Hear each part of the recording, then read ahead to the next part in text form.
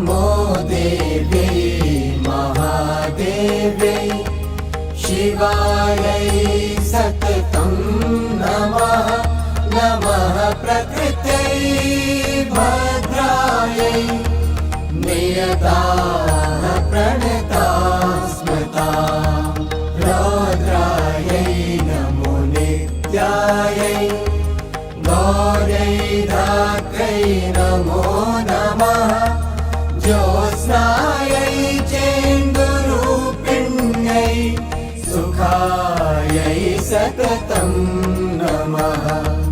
कल्याणै प्रणतां वृद्ध्यै सिद्ध्यै